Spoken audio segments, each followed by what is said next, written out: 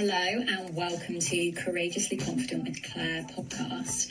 I am Claire Elizabeth Wright, a confidence coach, and this podcast will explore the journey of confidence in women. Every week, a new interviewee shares their confidence story, looking at pivotal moments that shaped them and then develop them into the person they are now. Learn to become your most authentically confident self by hearing the amazing journeys of these women.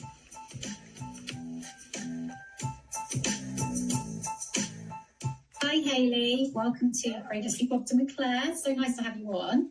Thank you. Thank you for having me. My first ever podcast. Even though as a guest? As a guest, yeah. Oh, yeah. I feel honoured.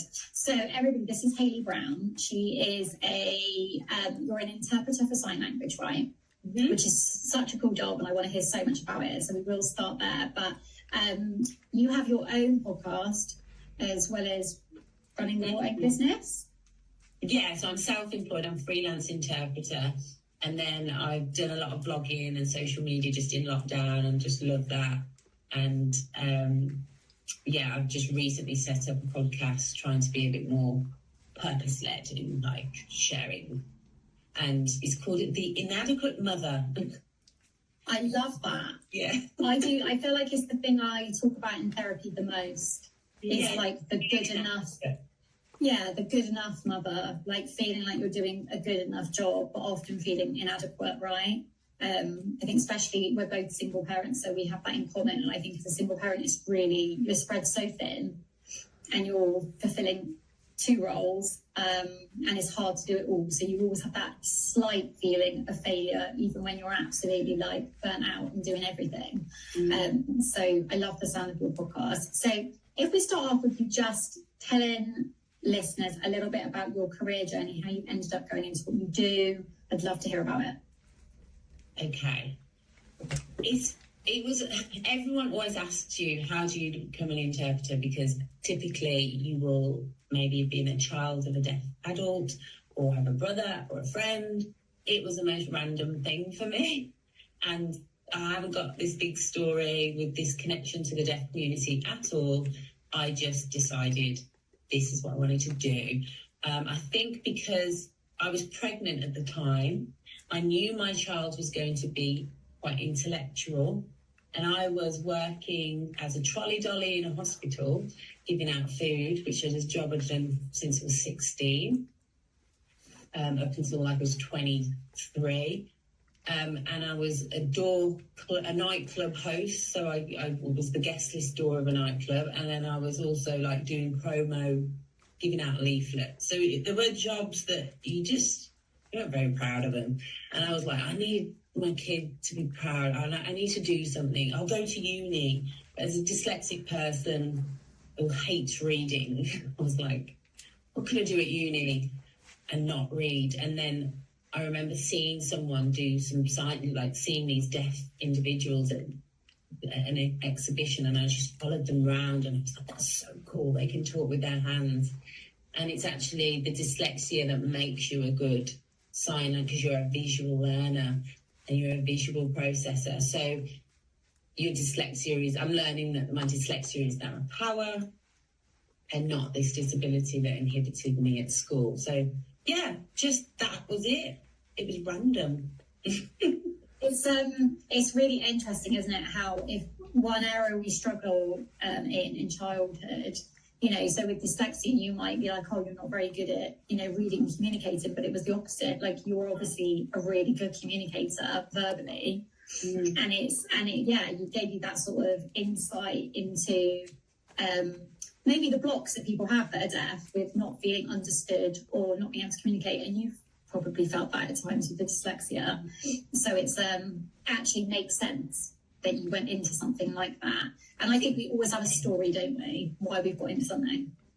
So it's one of the things that I'm most proud about, because I followed my heart. There wasn't a reason for it. It wasn't like, oh, you got these grades, so you go and study this, or you do this, or your mom and dad are doctors, so you go and they want you to do. It was so random. It could have only been my heart and my gut telling me to move in this direction, and I stuck it out. So people know I'm really proud of my job, but I'm not proud because I'm a sign language interpreter. I'm just proud because I know that I stuck to my, and like my family were all like, shouldn't you meet a deaf person first? Like, you're going to interpret, you're going to spend your life interpreting for them. Should you meet one? I'm like, no, don't need to meet any deaf people. They're just people. They just have this wonderful language and I want to learn it. Yeah. So what does I'd love to know, like, for you, so what does a day in your life look like with your work? What the sort of things you do? So most interpreters are freelance, so typically that means just getting a load of emails every day, and you see the job title, the description, time, the place, and then you send them back and you say, I'm available, this is the fee. There's kind of a standardized set fee. Once you're qualified, you're registered on this body of interpreters, so you've almost got like a license. And yeah, you just book your diary out as and when you want. I typically tend to be in like a lot of lectures just because I've realised I actually do like learning.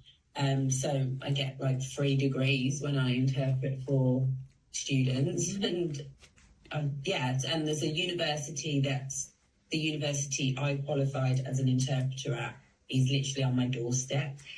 And I'll be in conferences, and then also I work with access to work clients. So if you were deaf and you worked in an office and you needed to make calls, or you needed your English sorted for emails, or you needed a training session interpreted. So there's a government budget that is for reasonable adjustments in the workplace, and that will cover an interpreter. So you tend to have a regular client that you'll work with in that respect.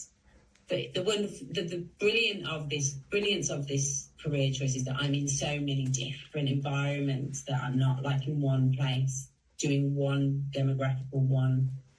It's just like it's impossible to get bored because you're just doing something different. Podcast is because I'm interpreting so many amazing minds and speeches and things and lessons, and I've got just so much in my head that almost when I vlog or I do anything on a podcast, it's like getting in and out. So, yeah, that's really cool. So I always like to start off and chat about career, to have a little look at confidence journeys, as in childhood version of you, and how your confidence was and self-esteem was when you were little and sort of growing up, and you now, and sort of any differences, or have you evolved and become more confident? Were you always a confident little girl? We'd love to hear a bit more about that. I think I've learned about what confidence means a lot more, a little bit similar to yourself, where there's your societal definition of what confident is and actually what it is. And so obviously growing up, I was deemed as a confident person. But now I know a little bit more about life, I would say that I wasn't as confident. It was just, so if you think about confidence, I would say, you know, someone that doesn't mind being in uncomfortable, stressful environments, say, yes, I was that kid that would be pushed into them environments. But looking at that now, I think maybe I was just addicted to stress and uncomfortableness because I had quite a traumatic life. And to be stimulated, I need stress. So that's not confident, that's just like me addicted to stress. Well, it goes into this, because I have a bit of an issue with the word resilience. Yeah. You know, when people frame it like it's really positive, and it's like, I get it, but also I struggle a little bit, because it's like, wouldn't it just be nicer if we weren't pushed to the point where we've had some trauma where we've got to then be resilient? Like, do you know what I mean? Yeah. So for you, it's interesting you were saying that maybe like chaos and stress was quite common growing up, therefore you are really good in those situations, but that doesn't mean you enjoy them. Like, just doesn't mean our nervous system it's just where we're stimulated, and it's just trying to get that balance. And I just think it's just about balance, because you can't have one thing and then not the other, and it's just about trying to get that balance, because I want my kids to be resilient. And I think, especially now when I look at the society we're in, and I interpreted for this anthropologist that talked about the playlist generation, i.e. me and you know what it's like to listen to a CD that's been compiled by someone else, and Grin and Bear songs that we don't like because and the compilation was created by someone else. But we live in a world where these kids have created everything about their world, what they watch, who they follow, where they go. It's all this bubble. So, of course, they're used to this comfort. And when they go out and something's not what they've deemed, that's when the anxiety happens. So I get that, yeah, resilience, trauma, resilience, they can kind of, but I just think the anxiety levels are growing in that we just like to create comfort. So, well, confidence is built with competence. So if you are living, if you are of younger age in this generation and you are in this bubble where you have created this whole world that you're comfortable with and that you like, you're not going to be building, skills in being competent, because being competent, you are in uncomfortable situations, and nobody feels confident when you don't feel competent. So if you start a new job, or you're doing a new skill, and you're like, I don't want to do it, I feel completely out of my depth. That is actually a normal feeling that we all need to feel. And that's probably why, the extreme levels of anxiety, as well as I think a lot of overstimulation that we didn't have. Like, we didn't have the levels of overstimulation that they have. And I think, it's right that there's sort of the facade of confidence. So I think growing up, I thought that being confident meant, chatty, loud, not afraid to talk to people. But that's actually just extroverted. It's two different things. So I think the definition of that as well is becoming a bit misconstrued. Yeah, I agree. I think it's a lot about where you get your energy from, the extrovert, introvert. Because everyone would say I was an extrovert based on my personality and what they think being an extrovert is. But actually, I'm quite an introverted extrovert. So I need to be alone to recharge, to have that energy to go out. I'm not someone that constantly needs to be around people, chatting all the time, even though that's maybe how I appear. And you're right, so many of these things, they just kind of get a bit confused, don't they, as to what they mean. So I think that there's the level of authentic confidence, which is when you truly like who you are. You can be quietly confident. You don't need to be brash with it. It's liking who you are, it's feeling worthy, and it's all those things, which I definitely in my teenage years, I don't think I loved who I was or how I looked at all. But I masked with being funny, being happy, being the entertainer. It is interesting. I feel like maybe we were kind of similar in that sense. Very similar. I definitely was that girl. I was the joker. I was the one that was considered extrovert, and I'm a bit of a performer. But again, I think you almost feel bad for being that person sometimes, like you're an attention seeker. So the term attention seeker was, something that was used to try and put me down.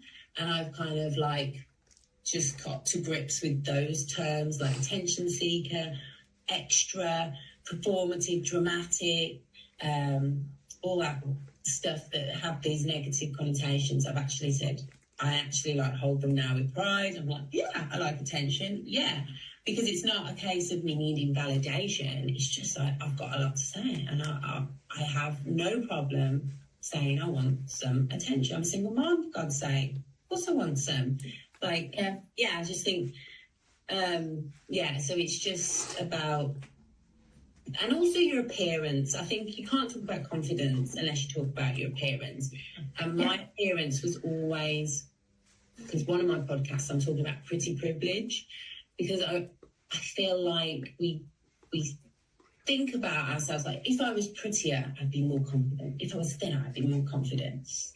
That, again, is as a societal interpretation of what confidence is. It's not real. So I'm trying to tell my kids now, when they've got these vision boards of all these beautiful people, I'm like, oh, your looks aren't gonna. But it's society's power and what it has over our mind. But when you're pretty and you're told you've got a cracking figure and you're this and that, you believe that is your value. You believe that that's the best asset that you have.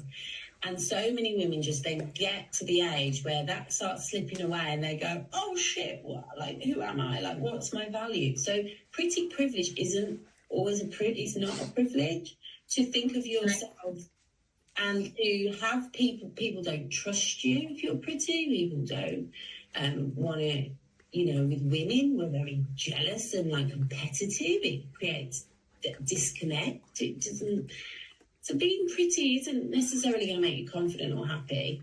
I also think it's quite hard with dating. So I talk about this a lot with dating. I'm single, and I think that I sometimes think it's harder if you are, first of all, confident in how you look. So whether you're deemed pretty or not, but you like how you look and you're confident in how you dress, etc. I have found it quite difficult to navigate that with guys and them not being threatened, insecure about it, worried I might go for somebody else and not stick with them. It's scary. They like you to look at. So you might get all the swipes and the likes, right? As in they want to match with you. So say you're doing online dating, don't struggle at all to get matches, etc. But it's interesting how when you get down to it, you might go on a date. Like how many men just seem intimidated by the fact that I'm just quite quietly confident and I'm not there to get loads of validation. And actually I'm sat on that date thinking, do I like you? Not do you like me? Mm. They don't like it.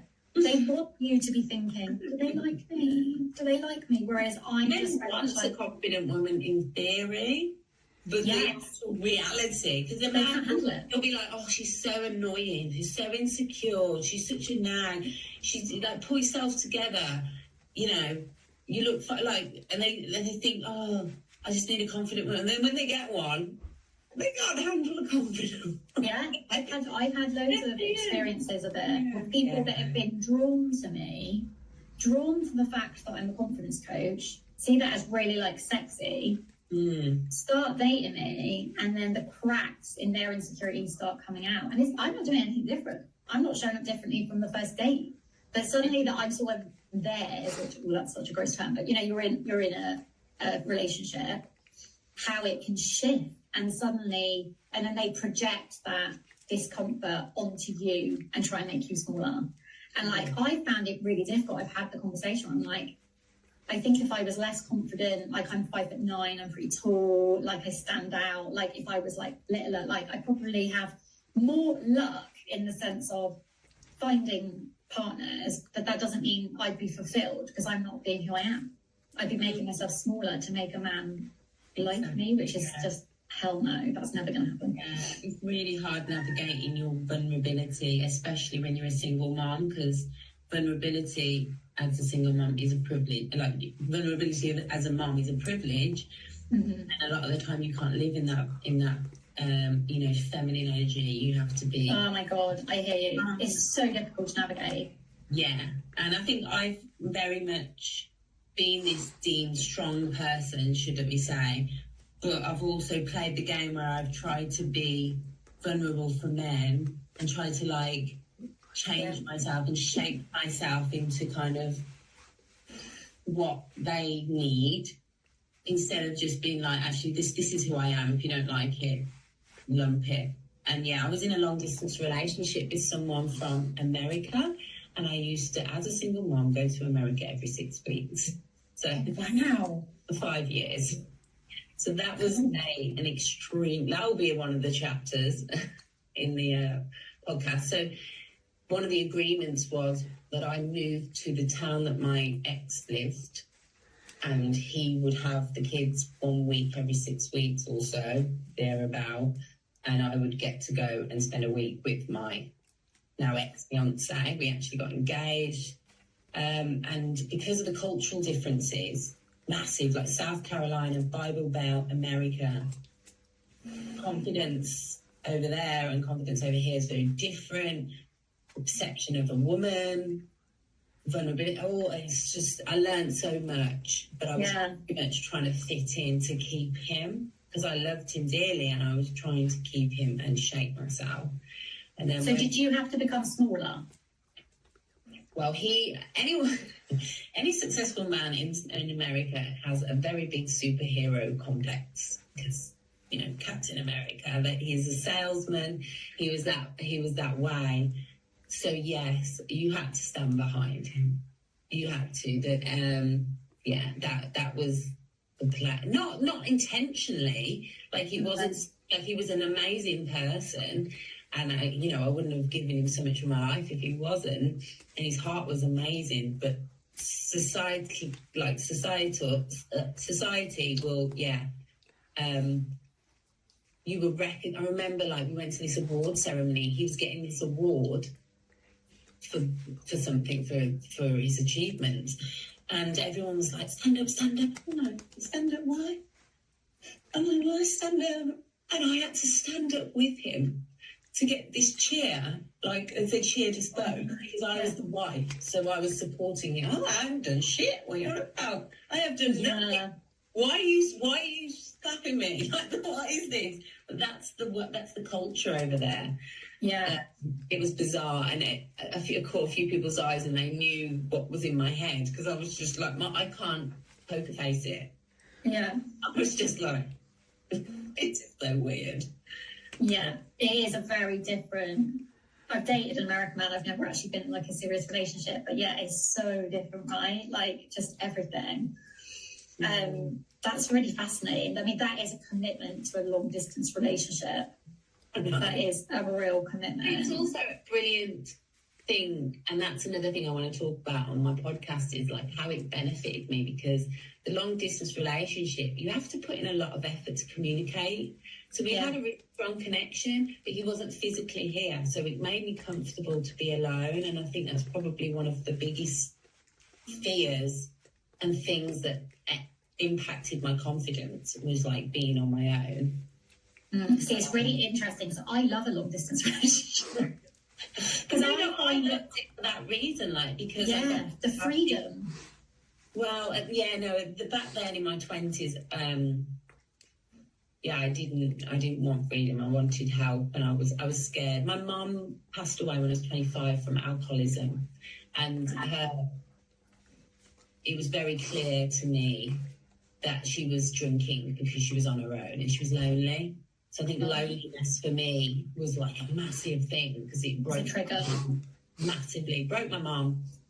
And so ever since that point, when you go through that kind of experience, you just have all these questions like, what the flip just happened? My mum just broke. She was an amazing woman. She raised me as a single mom. So when you then become a single mom and you're like, shit, is this going to happen to me? Loneliness is a thing for me. Well, and it creates a lot of beliefs around loneliness, right? Because you're like, oh, well, loneliness is being alone is so bad. They're like, my mum turned to drink, so it must be horrific. Like, and it must be deemed horrific in society. And like, you create lots of limiting beliefs around it. When actually, being alone doesn't need to be lonely. It's actually quite an empowering place to be if you've got the tools to have that healthy self-esteem, to not feel less than because you aren't in a partnership. But not everyone, hasn't been on that journey. I think it was more linked to do with the fact that I am extroverted massively, and I need people to feel the energy. I first realised that when I had my first daughter and I went back to work, and I was working like 8-hour shifts on my feet all down hospital wards, coming home with more energy than being on my own with my daughter. And I was like, this is weird. Like, why have I got more energy? I only started the gym because I needed to be around people. I get energy from people, and that's just who I am. So it's like, it's not that extroverts are dramatic or performative. It's that that's a strategy that they use to serve themselves or make sure they're getting what they need, because people are attracted to people that behave in that way. If I was quiet, I'm not going to attract people, and then if I need energy off people, then you know what I mean. So it's not a case of extroverts like to perform. It's just extroverts will do what they can to get people. So yeah, I agree. So for you, I always ask a question around confidence themes, and because we tend to have themes of things that can be blockers in our like life journey with confidence. So we might thrive with career, or we might thrive with achievement, but then it might come to another area of our life where we still come back to it as a bit of a thing that we've got to work on. It's not as easy for us to feel confident in that area. Do you have any sort of confidence being blockers, or are you self-developed to a point now that you kind of feel good with most of them? No, definitely. I think I've got loads. Loads. Come on. Loads. No, I think, like you said about yourself, relationships is obviously going to be the one, because it is just so difficult when you're a single mom. And I think I never really had any healthy relationships to look at, so I don't have. I think I've been guilty of having trauma bonds, which are, those intense relationships. And then now I'm in a healthy relationship that's not intense, that's not traumatic, that's really kind of normal and like boring. I'm like struggling, not struggling, but I need to have a word with myself and be like, this is just how it's supposed to be. Hey, stop. Yeah, you battle against it. Yeah. When it's like your first healthy relationship after your most toxic one, I think is, although those toxic relationships are really hard, like so hard, it almost feels harder sometimes to have those healthy ones after it, because you spend so much of the time overthinking, battling against wanting those dopamine hits, wanting we don't think while we're in those toxic relationships that we're enjoying it or that we like the highs and lows of it, but it becomes the norm. And then when you get a steady Eddie, just a decent normal guy who is not picking fights and creating drama, not making up and breaking up, you're like, I'm bored. And then you hate yourself because you know that person's really lovely and has great qualities, and you don't want to feel a bit bored. But it does happen, and it's really committing to riding it out and not acting on that boredom, because generally it is temporary, and then your nervous system gets used to the normal vibe of the relationship, and you're like, oh, it's actually so nice. I've relaxed, I feel safe, I've got used to this pattern. I feel guilty, and I'm like, I'm not good enough, I'm so broken. He could get someone so much better. I'm not giving him enough attention. Like, I have those thoughts all the time, and I'm just trying, because I love big, and I just want to love big, but when you've just got a lot of big trauma,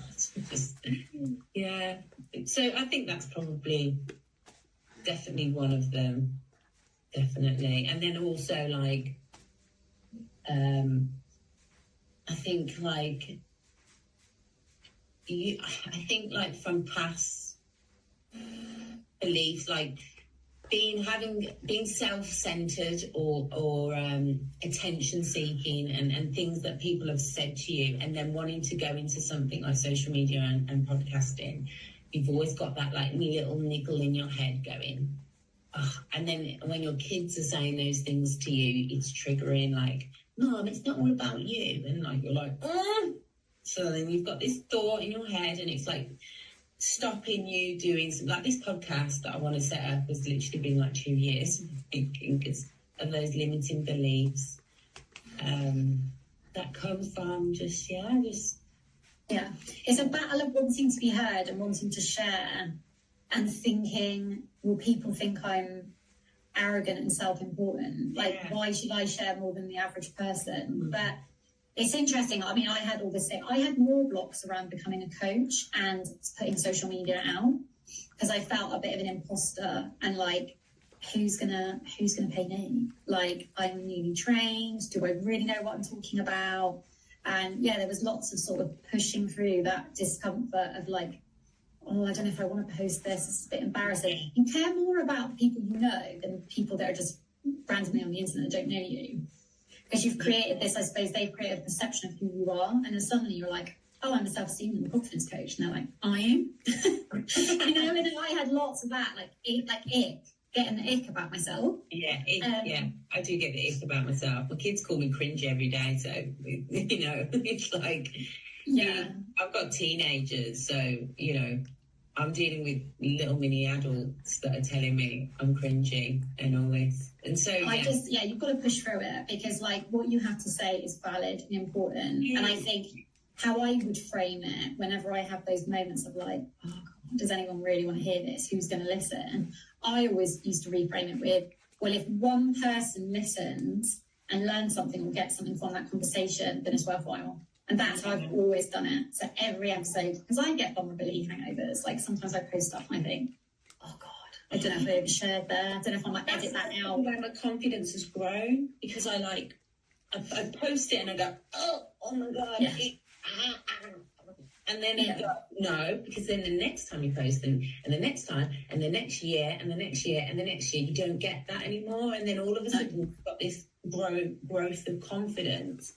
And for me, in my heart, so the term oversharing, and obviously don't forget, I massively broke through a kind of concept of interpreters being on in social media, because an interpreter has to be impartial, and they have to have these boundaries where it's about the deaf person and the person that I'm interpreting for, and you're just facilitating this, and you're not in the room, you're not there, you're invisible. Put that boundary up, blah blah blah. So interpreters by nature are quite reserved, and that doesn't suit me. That's how I act in my profession, and I'm very good at that. But in my personal life, that's not what I am. I'm someone that watched her mom feel shame and not have anyone to talk to about a real taboo topic like alcoholism. And I know that it was the lack of conversation and the taboo-ness of a topic that killed her. So for me, conversation is so important, and I will talk till the day I die, and I don't care. And it's that pushes me. It's that pushes me pushes those thoughts out of my head when someone goes, shut up. And like, I've had comments like, because I also believe in conversation, but also accessibility of conversation, I would be doing the sign language, and people would say, oh, that's cultural appropriation, that's not your language, or you're using sign language to get clout. Again, another term that goes, clout. Yeah. For any generations that don't know what clout means, it's what the youngsters say for attention. When all really I believe in is conversation, community, connection, and accessibility. And if anyone wants to comment on that, they can stick it up their arms. But it's always, anyone that would say that is because something about your skill or confidence triggered them. There was something in them that was triggered by you probably having this amazing skill. And there was probably a bit of envy, and they were like, oh God, that's actually quite clever. I'm going to twist that and be like, oh, you're probably just doing it for attention. Yeah. It always comes from that way. I walked 24 hours for a deaf charity during lockdown, and vlogged the whole thing. It was horrendous. I thought I was going to die. It was the most painful and horrific experience I've ever done. Yeah. And during it, a fellow interpreter commented and said, something about stealing the deaf limelight. I was doing it to steal the deaf limelight. I'm there like painfully just walked through the night. I've done 20 hours. My bones, I'm pissing myself. I can't feel the lower part of my body. That's how I literally wet myself. It was pouring down my brain. It didn't matter. Yeah. And I had people saying shit. I was just like, come on, love. It made me so angry. So it's just envy and jealousy and just all those icky things that people feel that make them just say things that are just make them just like a twat, basically. Let's be real. It's not cool, is it? And it is just projection. It always is. But when you're in those vulnerable states, like when you can't feel your legs and you pissed yourself and you're absolutely knackered, I'm pretty sure you can't kind of reframe that and go, well, they're just projecting. You're like, what? At that point, I was not being empathetic or anything. I was just like, motherfucker, what? Yeah, exactly. This is some Yeah, it was, yeah. Well, I think it's The funny amazing. thing is about social media is you could have 20 messages, like during lockdown, obviously, that the only reason I think I've got 12,000 followers. It's not gone up since lockdown. It just all happened in lockdown because deaf people were massively isolated, and they, I was something that wasn't about being deaf. I was sharing my family. So a lot of, like, I think now at this point, deaf people they need content that isn't about being deaf. Like, they just content. So so I would get like loads of these messages going, I love you put a smile on my face, you really do. And I got like cards sent to me and all this.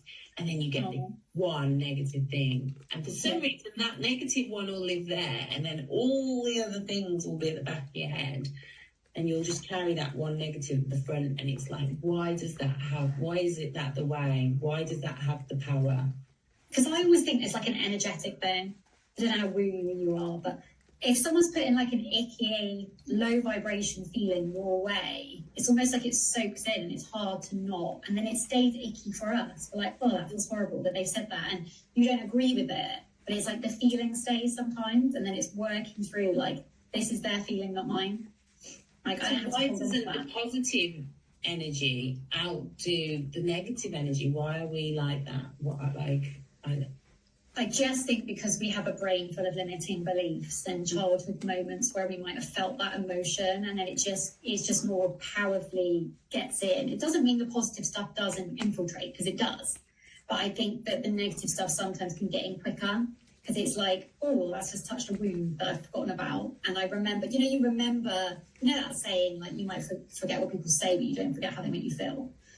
And I think those feelings kind of stay within you sometimes, however much work you do. They can definitely feel less intense, but it only takes one comment or somebody to remind you of somebody that did something like that to you before. And it can be quickly moved through you. That's why we have techniques to like move those emotions. We go out, we go to the gym, we do whatever we can to kind of move that uncomfortable feeling. But I do think it takes a lot of practice to sort of let it bounce off you. I don't know many people that can let it fully just bounce off them. Without a moment of like, oh, that feels really horrible. Yeah. So I feel like you're going to have some interesting, pivotal life confidence moments. So I always ask each guest, like, what were your ones that stand out the most to you that might have been negative moments that then sort of shaped your confidence journey for the better down the line, or it might be really positive moments that really helped to boost your confidence. What would you say yours have been? Personally or career or family, or I don't know. So I think confidence. I would say that the social media for me has been a massive confidence boost, because it was really nerve-wracking and uncomfortable. And we are, like you said, you struggle to be on camera or to talk to a camera. And, to have real confidence means to have authenticity and to be real. And the camera picks that up. The camera will tell you if you're not being real. Like, you'll look back. The reason why we don't like ourselves on camera is because we see the non-genuine side of ourselves. We see it on camera and we can't kid ourselves. So that's what we don't like about ourselves. So when you learn how to just be free and to be like yourself on camera, I think that was the turning point where I got to look at what I was looking at and like it and know that it was actually really me. I didn't go and put my loads of makeup on. I didn't like think about what I said or film it 3 times. It was just me being me. And and then I didn't feel shit about it. So I used that, and I've used it, and I'm trying to like encourage more people to use it, but they just tell me to shut up because it's not, it's not for everyone. But that was my moment. I wanted to share, and it was almost like a little fuck you to people that were like trying to get me off my high horse. A lot of the time, like people that that I scared, and they would always try and keep me down. Boyfriends, partners, especially. And I do think it's something that definitely is problematic in relationships. Because a bit like what you said, when you're secure and confident and then you meet someone and they're like, oh, I don't know about this. It's the same, like but they will put it down to the fact that you're sharing this concept of privacy, let's say, exists in the world, and our understanding of privacy and why it's there is different. And so if you don't have that same concept of privacy, then that's a problem. That's problematic. And it's also addictive. It's also I've got a life coach, and he truly believes I seek validation from it. So, I'm not genuinely finding myself progressing because I seek this validation from this. But, and there is an element of that you have to watch. But again, I feel like social media is not going anywhere. And it's something that we've got to learn how to control. It's something that our kids have got to self-regulate. And we've got to adjust with the times. And we are a generation that knows what it was before. And we're a generation that knows what it is now. And we are the perfect people to trial this and to have this in our lives and to know what it means for our kids. If my kid got addicted to heroin, I'm taking heroin. I want to know what they're battling. So that's how it is for me. So it's got it's like everything. It's got its bad points and it's got its good points. But it's definitely served me well, social media. And I'm trying to move away. Like even now, as I'm trying to go into a podcast, I'm trying to not put any energy into my Instagram, which I've done habitually for 5 years. And I'm finding it really hard because it is addictive. And it's a habit. It's a wonderful habit that you can create. And like journaling or go in the gym. Yeah.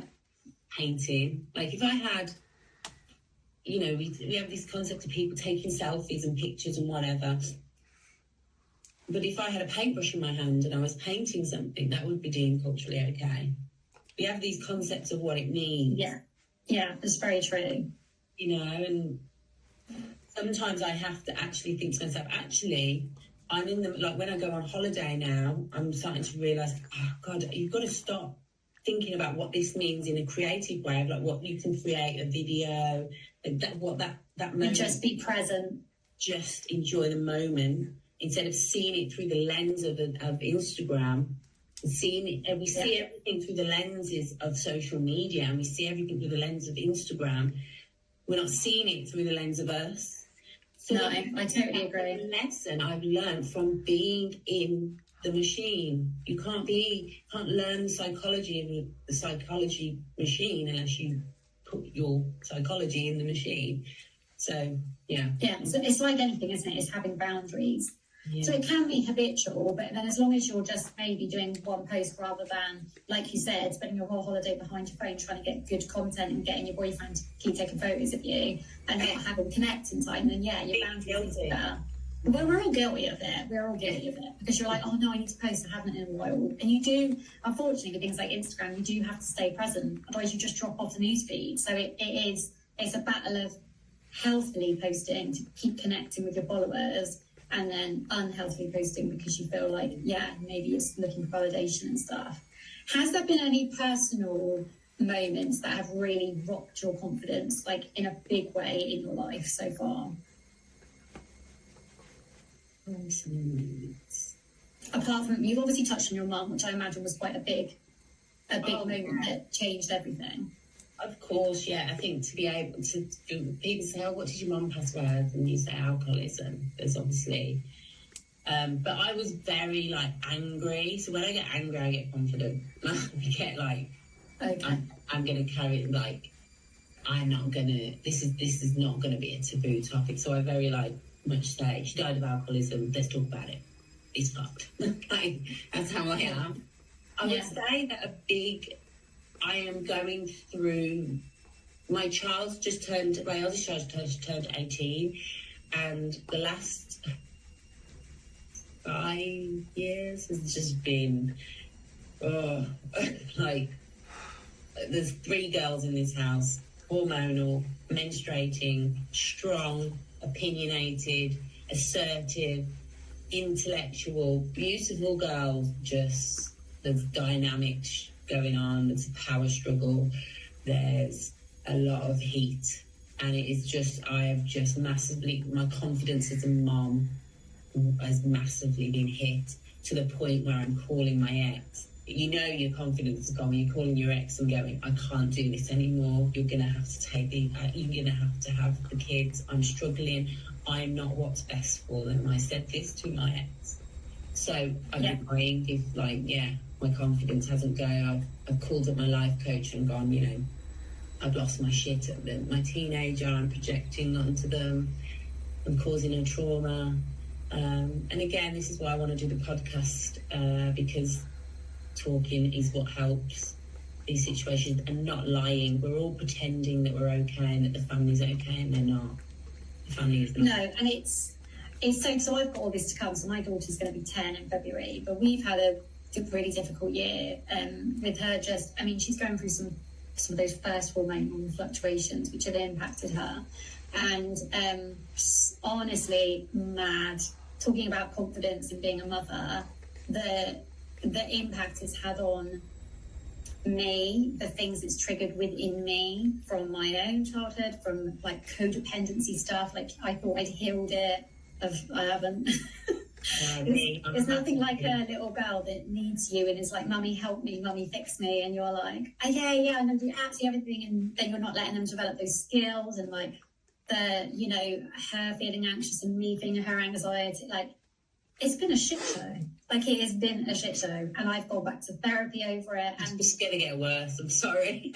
Yeah, well, no, and it will, and I think that's why I was like, okay, I'm really big on therapy, and I tend to do, like, I don't know, like 6 months a year, and then I have a bit of a break and I go back. But I was just like, I know, I'm like, buckle up, bitch. Like, this is the start, and I need to get comfortable with her being uncomfortable and her having emotions that she doesn't know what to do with, and me not trying to rush in and rescue it. And then, yeah, I know I've got it all to come, and I feel for you, because even dealing with it when she's little has been like super challenging on my sense of self and like me as a mother and whether I'm doing a good enough job. And I think that I totally relate to you just having those days where you're like, I'm not doing this right.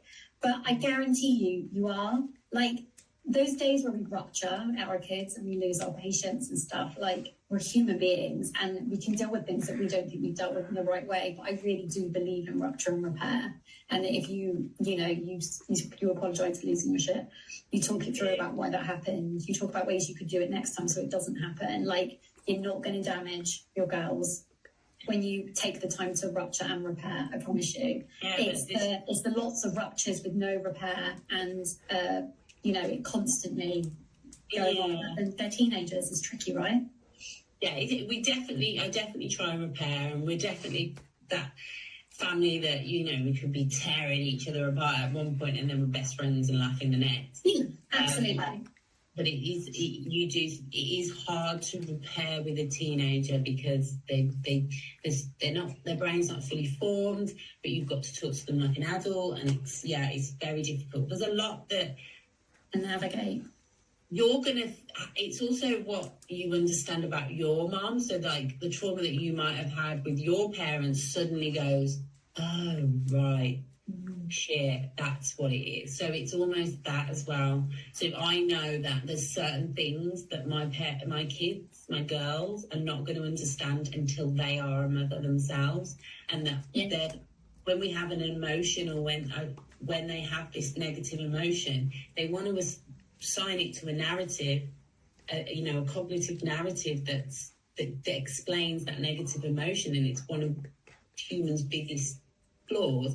Because a lot of the time that narrative isn't the actual reality, but that narrative is actually what a teenager can think, not actually what it is. So until you get older and you go, actually that narrative is a bit slanted, and actually that narrative I tied to that emotion, I don't think I got it right. So yeah, so unfortunately, I do think mothers need to accept that that you will cause some trauma, or they are going to have this perception of you that's problematic, and that's unfortunately life. And we try and cut off this generational trauma, but unless we all become aliens, there's going to be some, it's just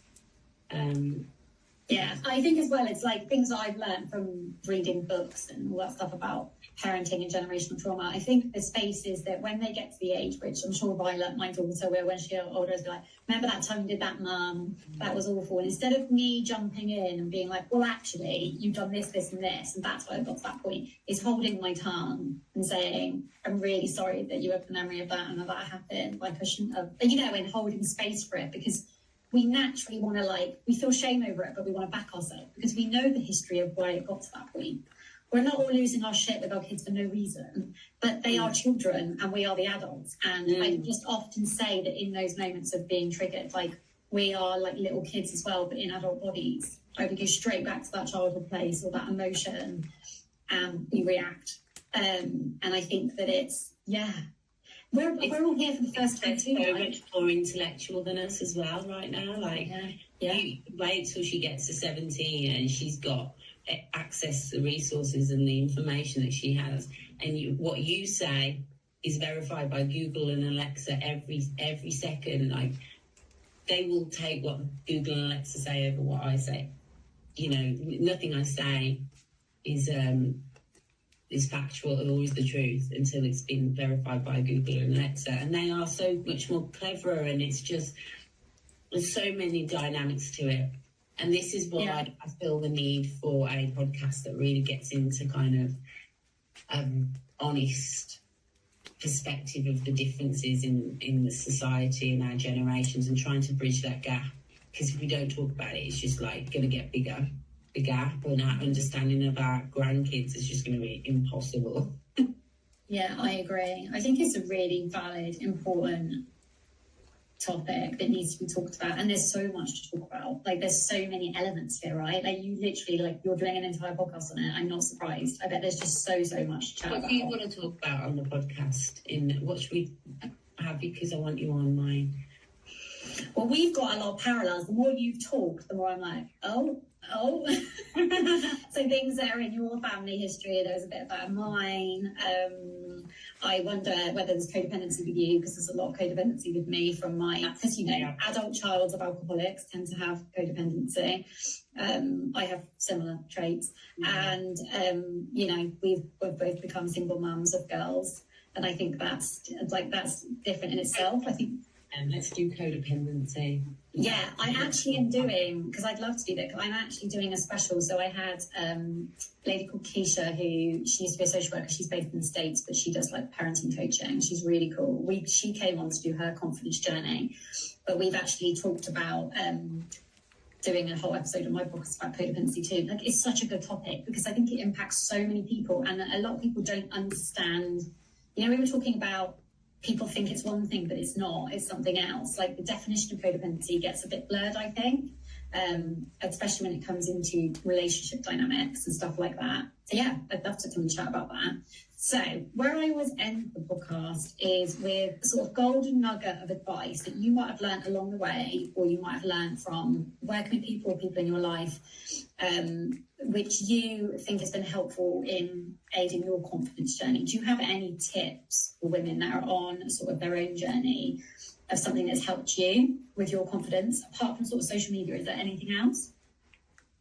Yeah, so I was about 30, so about 9 years ago, I joined a church, and during this, so I've been in yoga environments, I've been in church environments, I've been in nightclub, I've tried it all, looking for all these answers and different, and everything, CBT and things like that, they're all saying the same thing, manifestation. It's all just packaged in a different way.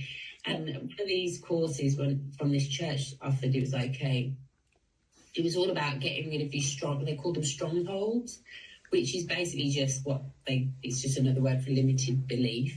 And so I used that course where I literally wrote down all the strongholds that were holding me back, and I replaced them with truths. So it's almost like taking the lies, the negative lies that are out, and then just replacing them with a truth. And these might be things that are not, that might be true. For example, I am dyslexic. That's a truth about me.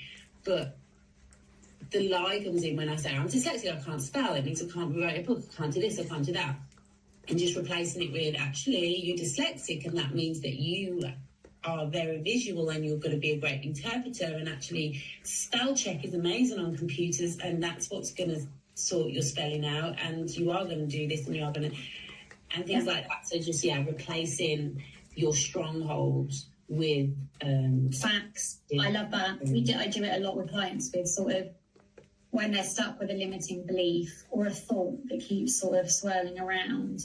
Reword it, retweak it. Reframe, use fact-based. I want some facts, because is that the truth? Give me some facts that says the truth. They never can find them, because it never is, it's just stories we've told ourselves, and the facts often, like you say, conflict with the hold and like the negative belief they've got, but until they write it down. Yeah, we always want to think about what we're not rather than what we are. And it's the same with our relationships. With my sister, I am so like, there's an internal boundary, but that's about me thinking about what she is to me rather than what she isn't to me. And likewise, like, I am the worst person for her to talk to.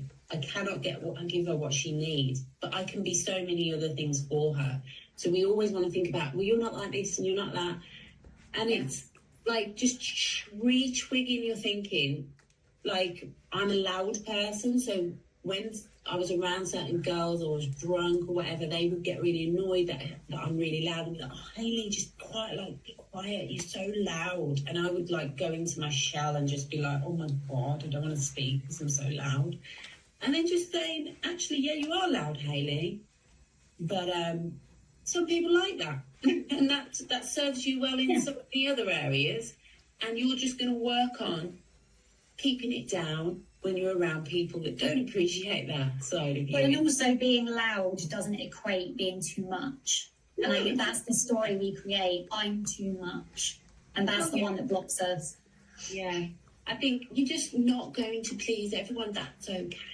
That is okay. Yeah, and not everyone is supposed to be our mate. Like, your vibe attracts your tribe. You want to attract people that like your louder energy. Yeah, you suck them off. You're like, you're not my back. Like, we don't align. And it's nothing personal. But you find that you want to be, your true friend is someone you can be absolutely yourself with. Yeah. And I always encourage, like, my mates to just be their full self with me. Like, I'm not going to sit and judge you. Like, I love the fact that you feel comfortable to be, like, loud and crazy right now. Like, that's great. And I think that that's real friendship. It's not someone being like, oh, can you change this about you? Because that's basically an abusive relationship, right? Like, change this, change that. Like, why? It's control, it's projection, it's all the things that shouldn't be in a friendship, I think. So, yeah, maybe something to think about if there's anyone listening that has friendships that like that, No, I've had some... Evaluate. I've had to go. And again, it's about managing your boundaries and expectations, because sometimes people think, a boundary means cutting someone off, don't talk to them, don't respond to them. But sometimes it's just about having that internal boundary where you go, they're just not going to affect me. I can be around them. I'm just not going to let them penetrate. Yeah, absolutely. I think that's a lovely place to stop. So, Hayley, thank you so much. I feel like that's been such a cool, interesting conversation. I feel like we could chat for like a week. Yeah, we could. I definitely want to get onto podcasting with you. Oh, I'd love to. I'd absolutely love to come on. So for anybody listening, I'm going to tag Hayley's Instagram and any of the other information she'd like me to share with you, so you can go and look at her work and what she does. Hayley Brown and Co. Sorry? Yeah. Hayley Brown and Co. That's what I called it. That sounds cool. I will be tagging all of her stuff so you can find her. And thanks so much for listening. Thanks for coming on, Hayley. Thank you. Bye.